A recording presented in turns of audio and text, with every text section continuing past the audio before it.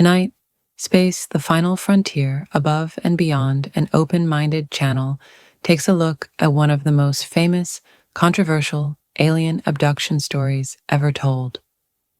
The voice used is not actually Travis, and the quotes may not be his exact words, but the story is his.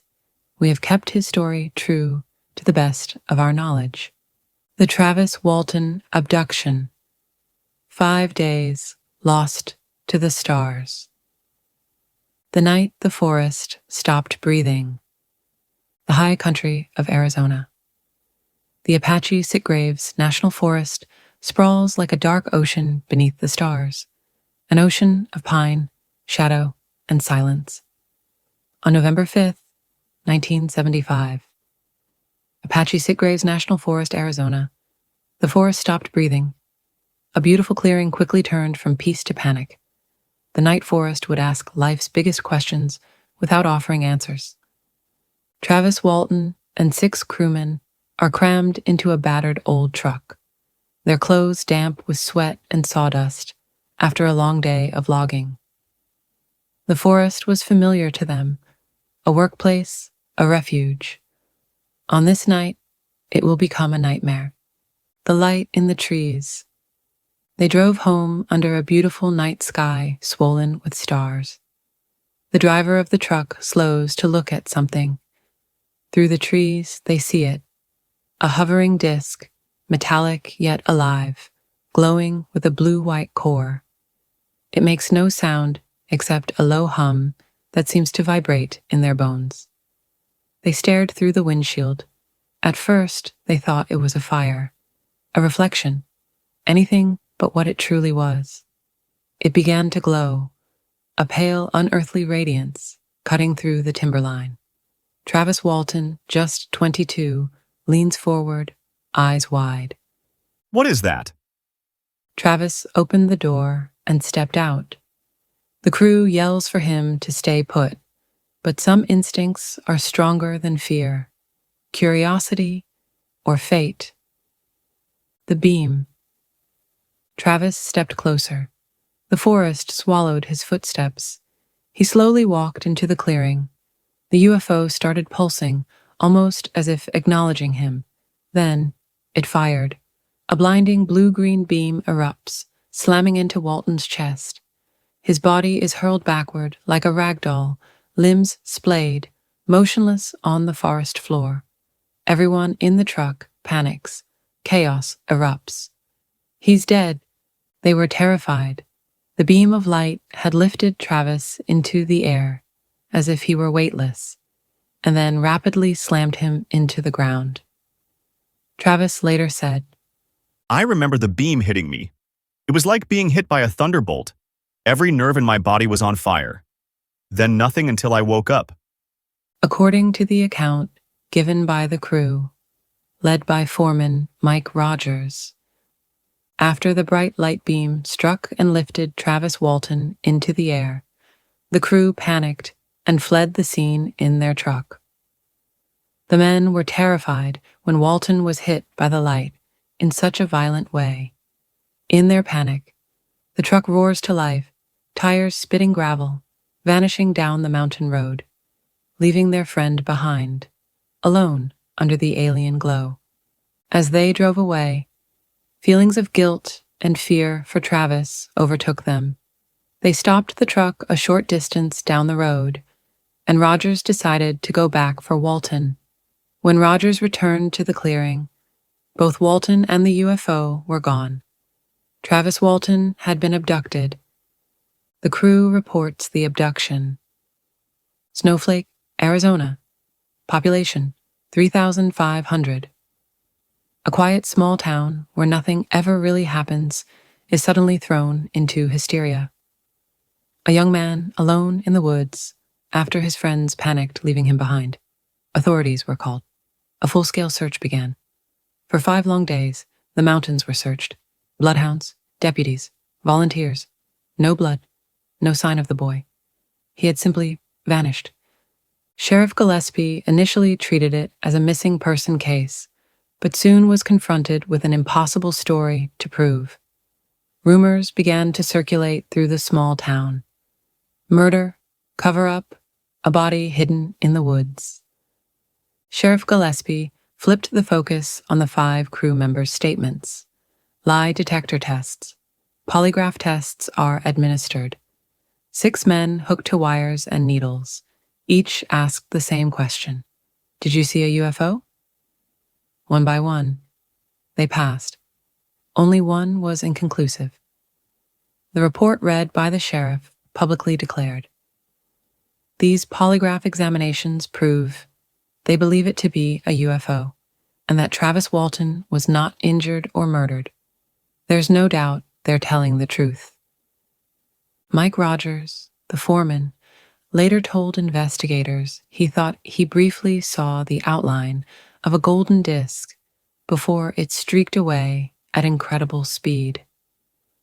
Walton's co-workers all confirmed seeing the object. They described it as emitting an intense, bright glow, blue-green beam striking Walton, details that all 6 witnesses stuck to over decades.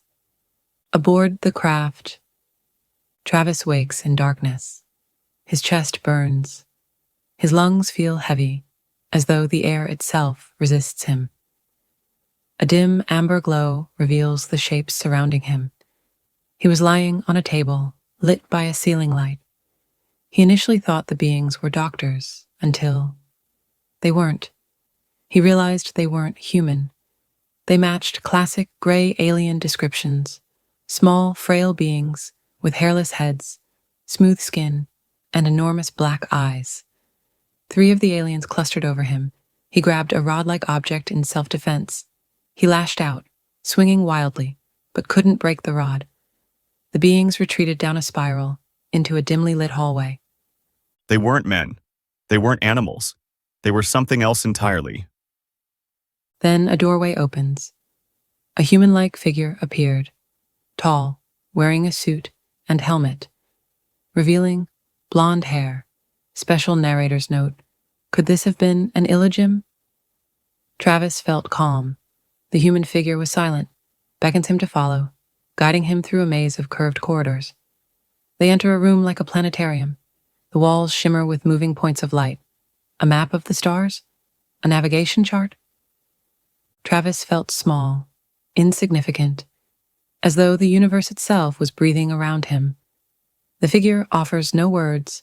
Instead, a mask is lowered onto Travis's face. A hiss of air.